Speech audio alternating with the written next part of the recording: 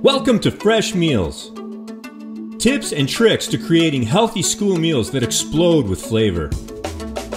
Learn from James Beard award-winning chef Jimmy Schmidt.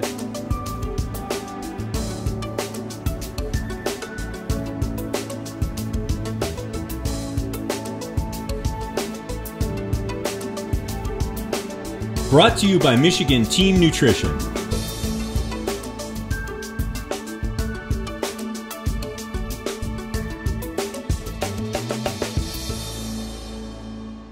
Hi, I'm Jimmy Schmidt. Welcome to Fresh Meals, tips and tricks for the food service professional.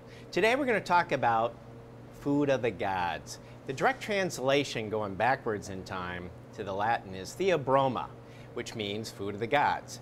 It originates in South America. Obviously the Aztecs were the leaders in harvesting and fermenting the cocoa to really produce chocolate as we know it today.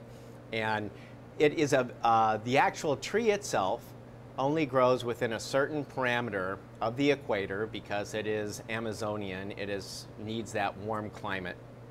The only other place that it is grown outside of that area is in Hawaii that has a similar, subclimate. It needs that warm, hot, humid environment all year round. It is an evergreen tree. It produces 2 crops a year, one larger than the other. And the fruit actually comes off at the different limbs itself, not at the ends, and they're very, very large pods. They're very colorful. They look like a large papaya. If you cut them open inside, there's nibs inside, little seeds inside of a little pouch, almost like the inside of a papaya, that's surrounded by a carbohydrate sweet liquid that actually is used for food for the tree, but actually is fermented and then becomes the little nib, or the cocoa bean that turns into the nib and ultimately chocolate. So what we've done today, we're going to do a chocolate flourless cake. This works for everything. Why get any other ingredient into the way of what you love anyway, which is chocolate. So what we've done is we've taken chocolate, an extra bittersweet chocolate, and melted it with butter on top of a double boiler. Now a double boiler is typically this bowl on top of a pan of steam, or boiling water that produces steam. I like to use a larger pan so that the bowl actually sits down in the water, and that way it never gets above 212 degrees to melt the chocolate and burn the edges. If you're getting burning on the edges of the bowl, you're not using the right method. So first we get this melted. Now there's lots of different chocolates like we were talking about. Like over here you can see a semi-sweet, which is about half sugar, half cocoa, 60%. And then as it elevates up here to 72 and 86 and even 100%, no sugar at all. Baker's chocolate has no sugar at all in it. If you ever eaten it as a kid, the stuff is terrible. Chocolate is really pretty unpalatable until you get some sugar and some sweetness going on in it. That's why it's a great carrier for lots of other bitter and special flavors. So going back, we've got the extra bittersweet, which is about 72% chocolate to sugar. With the butter, we're going to add in the egg yolks, the sugar, the vanilla into the base mix. And I love vanilla, as you can see. And we're going to mix this around. So we're going to get our egg whites going in the mixer to whip them up. Same number of egg whites as egg yolks.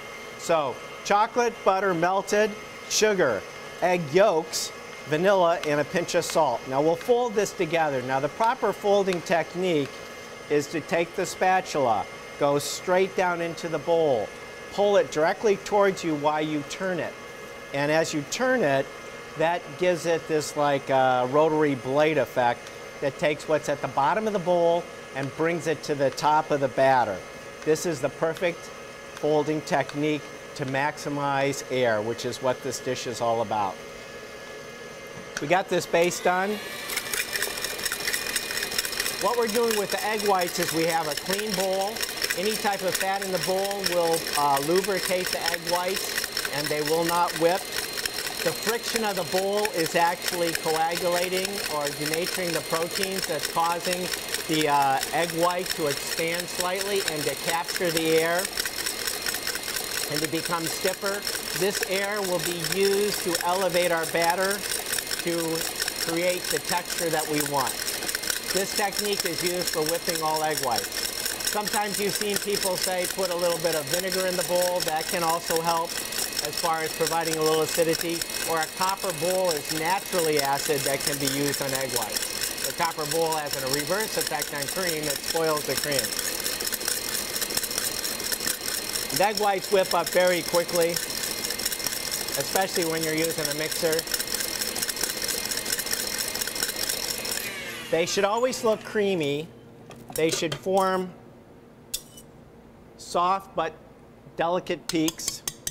And if you ever want to check it, they should support the weight of an egg down to about half. We'll add in half of the egg whites. Once again, straight down with the spatula, pulling it towards you to put the batter back on top to maximize air. We add the egg whites in 2 additions so that the lighter batter is now finishing the egg whites. And now finally, we'll add in 2 tablespoons of cocoa. And the cocoa is partially starch. It has a little starch value to it, which will actually be the binding agent to set up our cake. So we fold this, we fold the cocoa, the final egg whites, into the batter, nice and light.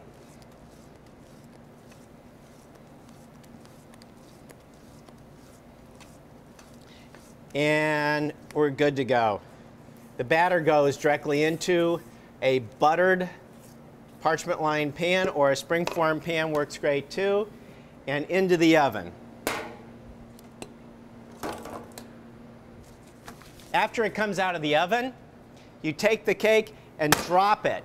And this will take the air out of the cake and allow it to set up. Hence, we call it a press cake or a drop cake. And there you have it. You've got a beautiful cake.